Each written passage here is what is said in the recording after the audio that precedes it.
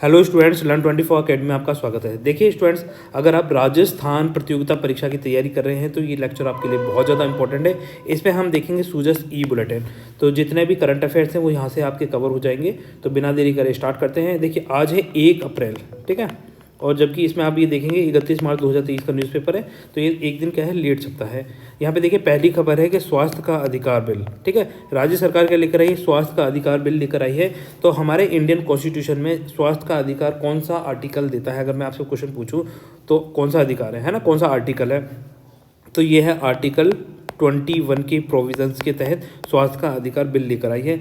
Article 21 क्या कहता है, right to life and personal liberty की बात करता है। तो जीवन जीने का अधिकार सभी को है। अगर जैसे मान लीजिए कोई इमरजेंसी की कंडीशन में किसी मरीज को अस्पताल में भर्ती कराया जाता है तो हॉस्पिटल वाले ये नहीं बोल सकते पहले फीस जमा कराइए, पहले पेमेंट करिए, ठीक है, या फिर पहले पुलिस FIR होगी, पुलिस केस का केस है, हम नहीं इलाज करेंगे। ऐसा कोई भी रीज़न नहीं दे सकती। उनको तुरंत प्रभाव से इमरजेंसी में जो भी मरीज एडमिट होगा उसका इलाज करना होगा और बाद में जो भी पेमेंट होगी वो राज्य सरकार पे कर देगी अगर मरीज अपनी पेमेंट पे करने में सक्षम नहीं है तो, ठीक है। तो अब क्या है, इसमें एक ये रखा गया है कि ये जो बिल है स्वास्थ्य का अधिकार बिल, ऐसे प्राइवेट हॉस्पिटल जो 50 से कम बेड हैं जिसमें, उन पर ये लागू नहीं होता। फिर भी डॉक्टर इसका विरोध क्यों कर रहे हैं, इसलिए कर रहे हैं क्योंकि 50 से ज़्यादा ही अगर हॉस्पिटल में बेड हैं तो उसमें क्या होता है, जैसे मान लीजिए इमरजेंसी में जब किसी मरीज़ का इलाज किया जाता है तो प्राइवेट हॉस्पिटल तो क्या करते हैं, लाखों का बिल बना देते हैं, 3-3 लाख, 4-4 लाख, 5-5 लाख का। और जब ये राज्य सरकार जैसे इमरजेंसी में कोई अपनी पेमेंट नहीं कर रहा तो राज्य सरकार कितना पेमेंट करेगी, जितना जो मिनिमम से मिनिमम हो सकता है, जैसे मान लीजिए 40-50 हज़ार, 60-70 हज़ार, है ना, इससे ज़्यादा थोड़ी पे करेगी। तो वो देखा जाएगा कि कितना पे करते हैं। तो इसीलिए उनको लग रहा है कि उनके पैसे कम मिलेंगे उनको इलाज करने के। परंतु राज्य सरकार क्या चाह रही है, राज्य सरकार चाह रही है कि भैया हर किसी का जीवन बचाया जा सके, राज्य सरकार का ये कहना है, ठीक है। हालांकि देखा जाए तो स्वास्थ्य का अधिकार बिल बहुत सही भी है।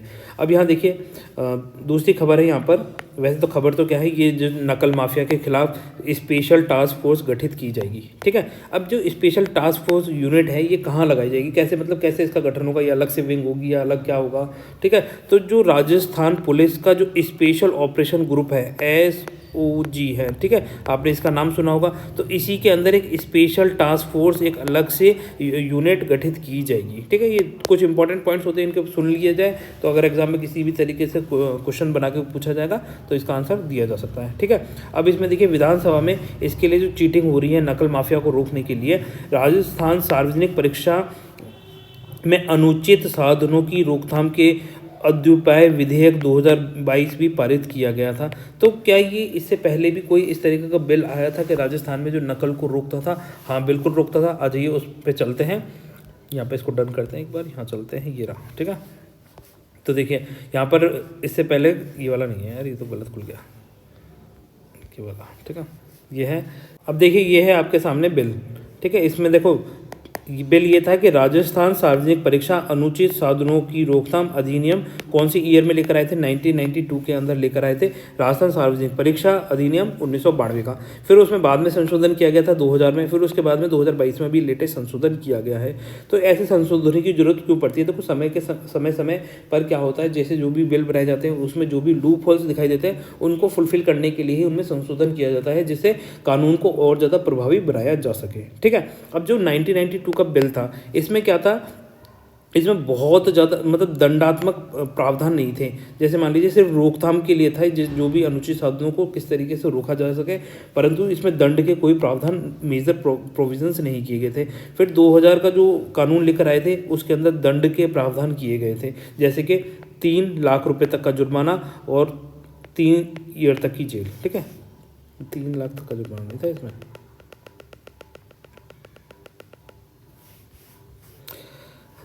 ये देखिए, अब देखिए यहाँ से कि राजस्थान सार्वजनिक परीक्षा अनुचित साधनों की रोकथाम अधिनियम कौन से ईयर का, 1992 का लेकर आए थे।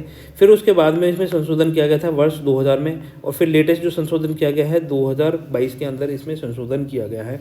तो देखिए इस तरीके संशोधन करने की क्या ज़रूरत पड़ती है, जब भी देखिए कोई बिल होता है, कोई एक्ट होता है, तो उस कानून के जो भी लूप होल्स होते हैं, उसका दुरुपयोग हो रहा होता है, तो उसको रोकने के लिए ही संशोधन किए जाते हैं कि जो उसमें लूप होल्स हैं उनको फुलफिल किया जा सके और कानून को और ज़्यादा प्रभावी ढंग से इम्प्लीमेंट किया जा सके।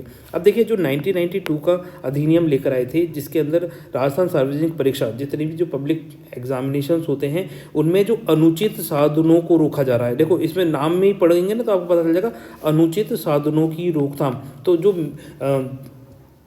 जैसे मान लीजिए जो अलाउड नहीं है ऐसे इक्विपमेंट्स, ऐसे चिट फर्जी वो पेपर्स, किताबें, है ना, इस तरह की चीज़ें आप है ना एग्जाम में लेके नहीं जा सकते हैं। तो इन सबको रोकने के प्रोविज़न था, परंतु इसके अंदर कोई भी दंडात्मक प्रावधान नहीं थे, है ना, दंड का कोई प्रावधान नहीं किया गया था जिससे इसको बिल को और ज़्यादा इफेक्टिव किया जा सके। तो वर्ष 2002 का जो एक्ट लेकर आए थे इसमें इस तरह के प्रोविज़न किए थे। उससे पहले 1992 का प्रोविज़न आपको थोड़ा समझा देते हैं, फिर 2002 का प्रोविज़न देखेंगे, ठीक है, फिर 2022 देख लेंगे।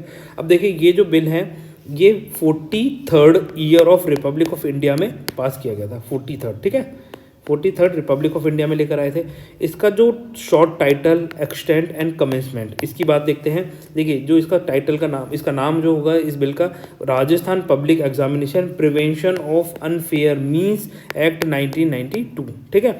ये कहाँ तक इस एप्लीकेबल होगा, तो ये पूरे राजस्थान में, संपूर्ण राजस्थान में एप्लीकेबल होगा। It shall extend to the whole of the state of Rajasthan, और इसका commitment it shall come into force at once, ठीक है। तो और फिर इसमें डेफिनेशंस दे रखी हैं। तो ये सारी चीज़ें तो आपको वैसे भी पता ही हैं कि क्या, जैसे मान लीजिए अनफेयर मीन क्या होता है, पब्लिक एग्जामिनेशन का मतलब क्या होता है, एग्जामिनेशन सेंटर क्या होते हैं, तो ये सारी चीज़ें इसमें बताई गई है। अब इसमें देखो, इसमें पेनल्टी रखी गई थी 3 ईयर तक की जेल और फाइन, ठीक है, 2000 रुपीज़, ठीक, ये रखा गया था इसके अंदर पहले प्रोविज़न। फिर बाद में इसको देखा गया कि भाई अगर जैसे मान लीजिए किसी को हर्ट किया, किसी को मान लीजिए चोट पहुंचाई है, तब इसके अंदर पेनल्टी का प्रोविज़न थोड़े बढ़ा दिए जाएंगे। जो जेल है 3 साल से ज़्यादा की कारावास दिया जा सकता है, और जो पेनल्टी है वो 5000 रुपये तक की पे करनी होगी। इतना डेप्थ में इसमें आएगा नहीं, पर फिर भी आप इसको देख लीजिए। फिर आ जाइए, देखो सन 2002 का, इसमें जो अमेंडमेंट किए गए थे उसमें संशोधन किए गए थे। तो इसमें संशोधन ये किया गया था कि जो पहले जो कारावास दिया जाता था, कितने 3 साल तक का कारावास है, उसे बढ़ा के 5 से 7 साल कर दिया गया है इसके अंदर, ठीक है। और इसके अंदर जैसे यहाँ पे लिखा भी होगा 5 से कम नहीं होगा और 7 वर्ष तक की जेल हो सकेगी अगर उसने कुछ इस तरीके से अनुचित साधनों का प्रयोग किया है। और इसमें भारतीय दंड संहिता 1860 के अंतर्विस्तृत क्या करेंगे, उनको दंडित किया जा सकता है, ठीक है। तो भारतीय दंड संहिता आप भी थोड़ा सा ध्यान रख सकते हैं। इसमें जैसे प्रश्न की चोरी करना, उद्दीपन, लूट करने के लिए दंड, इस तरह के प्रोविजंस इसके अंदर लेकर आए थे। और उसके पहले वाले के अंदर सिर्फ अनुचित साधनों को रोकने के लिए प्रोविज़न किया गया था, ठीक है। और इसके अंदर जो जुर्माना है 15,000 रुपये से कम का नहीं होगा, किंतु 1 लाख रुपये तक का इसमें जुर्माना या फिर दोनों से उसको दंडित किया जा सकता है। ये वाला प्रोविज़न किया गया।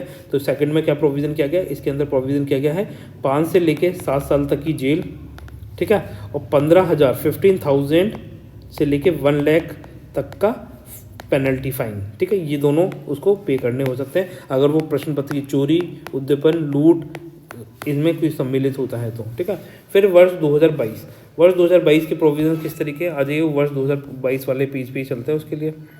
अब देखिए स्टूडेंट्स, राजस्थान सार्वजनिक परीक्षा अनुचित साधनों की रोकथाम संशोधन अधिनियम 2022 का है। इसकी अधिनियम संख्या कौन सी है, 5 है। तो ये जो भारतीय गणराज्य के 73वें वर्ष में इसे पारित किया गया है। आ जाइए अपन अब वापस से अपनी न्यूज़ पे चलते हैं और वहाँ से इसको पूरा समझते हैं, ठीक है। अब देखिए स्टूडेंट्स, यहाँ पर विधेयक, इस 2022 वाला जो विधेयक है इसके प्रोविजंस देख लेते हैं। देखो अब इसमें क्या होगा, अनुचित साधनों का प्रयोग करने वाले परीक्षार्थी के लिए दंड का प्रावधान किया गया है, जिसमें उसे 1 लाख रुपए तक का तो जुर्माना है, 2 साल तक के लिए उसे डिबार्ड कर दिया जाएगा और 3 वर्ष तक की उसे कारावास हो सकती है। 1, 2, 3 ऐसे याद रखेंगे। तो 1 लाख रुपये तक का जुर्माना, 2 साल तक के लिए उसे डिबार्ड कर देना, मतलब परीक्षा से वंचित कर दिया जाएगा, और 3 साल तक की उसे जेल हो सकती है, ठीक है। परीक्षा एजेंसी के साथ मिलकर अगर कोई अनुचित साधनों का प्रयोग करता है तो परीक्षार्थी सहित किसी भी व्यक्ति को 5 से लेकर 10 वर्ष तक का उसको कारावास दिया जाएगा और 10 लाख रुपए से लेकर 10 करोड़ रुपए तक का उसको अर्थदंड दिया जा सकता है। ये इंपॉर्टेंट पॉइंट है, 10 लाख रुपए से लेकर 10 करोड़ रुपए तक का अर्थदंड कब, जब परीक्षा एजेंसी के साथ मिली भगत करके अनुचित साधनों का प्रयोग करने वाला कोई परीक्षार्थी सहित है, तो तब ये वाला प्रोविजन रखा गया, ठीक है। मैनेजमेंट या संस्था द्वारा अपराध करने पर उस संस्था को सदैव के लिए क्या कर दिया जाएगा, बैन कर दिया जाएगा, और दोषी पाए जाने पर जो भी परीक्षा का खर्चा हुआ है वो सब किससे भरपाई करी जाएगी, इस संस्था से या मैनेजमेंट से की जा सकती है। इस प्रकार के जो अपराध होते हैं संज्ञान गैर जमानती होंगे, नॉन क्या होंगे, बेलेबल होंगे, नॉन कंपाउंडेबल होंगे, इसमें बेल का कोई प्रोविज़न नहीं है, ठीक है, उनको जेल में ही रहना पड़ेगा, ठीक है। इसके लिए क्या होगा, सेशन कोड का प्रावधान किया गया है और जो भी अनुसंधान किए जाएंगे, मतलब जो भी इन्वेस्टिगेशन की जाएगी वो किसके द्वारा की जाएगी, इंस्पेक्टर रैंक ऑफिसर के द्वारा की जाएगी या उससे बड़े अधिकारी के द्वारा ही इन्वेस्टिगेशन की जा सकती है, ठीक है। और इसके अंदर आगे प्रोविज़न रखे गए हैं, यदि कोई परीक्षार्थी नकल करता है या पेपर लीक गिरोह या पेपर से खरीदता है और दोषी पाया जाता है, तब अगर जैसे मान लीजिए कोई पेपर गिरोह से पेपर खरीद रहा है, ठीक है, तब क्या होगा, तब उसे 3 वर्ष तक की जेल या फिर जुर्माना, ठीक है, दोनों से उसे क्या कर सकते हैं, दंडित किया जा सकता है। और नकलची परीक्षार्थी पर न्यूनतम जुर्माना कितना होगा, 1 लाख रुपए तक का होगा और अगर वो जुर्माना पे नहीं कर पाता तो तब उसे 9 माह तक का अतिरिक्त कारावास दिया जा सकता है। यदि परीक्षार्थी नकल गिरोह का सदस्य है तो उस गिरोह के सदस्य के समान ही उसको क्या होगी, जेल और जुर्माना दोनों उसको सदस्य वो जो गिरोह है उसके अकॉर्डिंगली उसको पनिशमेंट दिया जाएगा। किसी भी सार्वजनिक परीक्षाओं जैसे स्कूल, कॉलेज, प्रवेश एवं भर्ती सहित विभिन्न प्रतियोगिता परीक्षाओं में नकल करने हेतु पकड़े जाने पर अगले 2 वर्ष तक के लिए उसे सार्वजनिक परीक्षा में शामिल होने पर क्या कर सकते हैं, पाबंद किया जा सकता है। सार्वजनिक परीक्षा संचालित करने के लिए नियोजित है ना, किसी को सार्वजनिक परीक्षा संचालित करने के लिए नियोजित किया गया है, प्राधिकृत किया गया है या फिर कोई संस्था है जो अनुचित साधनों में लिप्त पाया जाता है या फिर ऐसा कोई प्रयास करता है तो उसे कम से कम 5 वर्ष कारावास और अधिकतम 10 वर्ष का कारावास दी जा सकती है, ठीक है। आ जाइए यहाँ पर वापस से, कहाँ गया, पीड़ित व्यक्ति कहाँ हो गया, ये वाला होगा, ठीक है। कहाँ नीचे आ गए थे यहाँ पर, ठीक है। इस अपराध के लिए जुर्माना राशि 10 लाख रुपए से लेकर कितने 10 करोड़ रुपए तक की होगी, जो इसके अंदर हमने पहले ही देख लिया था। तो देखिए ये आपका ये कंप्लीट हो गया है जो राजस्थान सार्वजनिक परीक्षा विधेयक 2022 है। यहाँ तक कि हमने प्रोविज़न देख लिया। सबसे पहला विधेयक आया था 1992 में, फिर उसके बाद में अमेंडमेंट किया गया था सन 2002 में, फिर उसके बाद में तीसरा अमेंडमेंट सन 2022 के अंदर किया गया है, ठीक है। तो इसी तरह के क्वेश्चन पूछे जा सकते हैं यहाँ से, तो उन चीज़ों को हम देख रहे हैं। अब ये देखिए यहाँ दूसरी खबर है आपके सामने, है ना, ये वाली। मुख्य सचिव जयपुर के मिनी इजराइल में कृषि उद्यानिकी की आधुनिक तकनीक का जायजा लिया। अब मिनी इजराइल क्यों बोलते हैं, एक्चुअली क्या है, जो इजराइल का क्लाइमेट है वो राजस्थान के क्लाइमेट से बिल्कुल मिलता जुलता है और वहाँ पे जो टेक्नोलॉजी इस्तेमाल की जाती है एग्रीकल्चर के लिए, जब हमने वो टेक्नोलॉजी इंडिया में लाकर राजस्थान में इम्प्लीमेंट करी तो उससे हमने बहुत अतुलनीय, मतलब बहुत ज़्यादा हमने जो एग्रीकल्चर फील्ड में बहुत प्रोग्रेस देखी, ठीक है। जो हमारा जो कल्टिवेशन है, क्रॉप्स हैं, वो बहुत अच्छी क्वालिटी के उगने लगे। तो हमने पूरी की पूरी जो इजराइल की टेक्नोलॉजी है वो यहाँ पूरी इम्प्लीमेंट कर दिया, जैसे स्प्रिंकलर सिस्टम हो, ड्रिप इरिगेशन हो, इस तरह के प्रोविजंस हमने राजस्थान में इम्प्लीमेंट करके जो हमारी राजस्थान की कृषि है उसको बढ़ाया है, ठीक है। आ जाइए अब यहाँ पे देखते हैं, तीसरी खबर है यहाँ आपके सामने, सिलिकोसिस, ठीक है। दौसा में सिलिकोसिस बीमारी के बचाव के रोकथाम उपचार के लिए कवच तैयार होगा। अब देखो सिलिकोसिस जो बीमारी है, इससे रिलेटेड जो प्रोग्राम है, जैसे सिलिकोसिस नीति है राज्य सरकार की, तो उसके क्या प्रोविजन है, आ जाइए उसको देखते हैं। देखिए सिलिकोसिस पॉलिसी जो है, इसमें क्या होगा, जो पीड़ित व्यक्ति, जो भी मतलब सिलिकोसिस से बीमार व्यक्ति है, उसके पुनर्वास, उसके रिहेबिलिटेशन के लिए राशि रखी गई है 3 लाख रुपए की सहायता, और पीड़ित की मृत्यु हो जाने पर उत्तराधिकारी को 2 लाख रुपए तक की आर्थिक सहायता दी जाएगी, ठीक है। अगर पीड़ित है उसको रिहेबिलिटेट करने के 3 लाख रुपये, अगर उसकी मृत्यु हो जाती है तो जो उसके डिपेंडेंट्स हैं, जो उसके उत्तराधिकारी हैं, उनको 2 लाख रुपये तक का आर्थिक सहायता देने का इसमें प्रोविज़न किया गया है। अब सिलिकोसिस होती क्या है, ये भी आपको पता होना चाहिए। देखो सिलिकोसिस होता है जैसे पत्थर कटाई, है ना, पत्थर, सैंड, इस तरीके जो कार्य करता है उसमें जो डस्ट पार्टिकल्स होते हैं वो फेफड़ों में जाके जम जाते हैं और उससे सिलिकोसिस बीमारी होती है, ठीक है। तो ये थोड़ा सा ध्यान रखें। इसमें मृत्यु होने पर अंतिम संस्कार के लिए 10,000 रुपये की अलग से आर्थिक सहायता दी जाती है, ठीक है। सिलिकोसिस को जो साइंटिफिक नेम है क्या है, न्यूमोकोनोसिस, ठीक है, ये थोड़ा सा ध्यान रख सकते हैं। अब जो कोई भी सिलिकोसिस पीड़ित एवं उसके परिवार को आस्था कार्डधारी परिवार के समान और बीपीएल की सारी सुविधाएं दी जाएंगी, ठीक है। जैसे कि नेशनल फूड सिक्योरिटी एक्ट के जो भी लाभ हैं वो सिलिकोसिस पीड़ित व्यक्ति के परिवार को भी मिलेंगे, पूरे के पूरे।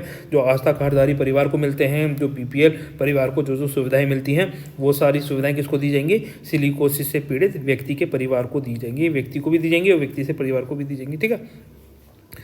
तो अभी हम देखिए मुख्यमंत्री विशेष योग्यजन सम्मान पेंशन की पात्रता के अनुरूप इसमें पेंशन राशि कितनी है, 1500 रुपये प्रति माह है। ठीक है, पीड़ित की मृत्यु होने पर पत्नी को, विधवा को पेंशन लाभ, ठीक है, पेंशन की राशि बढ़ा के कितनी कर दी गई, 500 और 750 से बढ़ाकर 1000 रुपये कर दी गई, पर वो सिलिकोसिस वाले में नहीं करी थी। ठीक है, तो पेंशन वाली राशि अलग है, पर यहाँ पर पेंशन की राशि तो ये रहेगी 55 वर्ष से 500 रुपये और 55 से 60 वर्ष तक 750 रुपये। ठीक है, 60 से 75 वर्ष आयु के 1000 रुपये और 75 वर्ष से अधिक आयु पर 1500 रुपये प्रति माह इसमें पेंशन दी जाती है। तो ये थोड़ा सा ध्यान रख सकते हैं। ठीक है, अब उसके अंदर सिलिकोसिस वाले में तो पेंशन बढ़ाई नहीं थी, फिर भी मैं एक बार ये देख लूँगा, अगर उसमें बढ़ाई गई होगी तो मैं यहाँ पे आपको अपडेट कर दूँगा। ठीक है, हालांकि जहाँ तक मुझे याद है वहाँ सिलिकोसिस वाले में कोई पेंशन राशि नहीं बढ़ाई गई थी।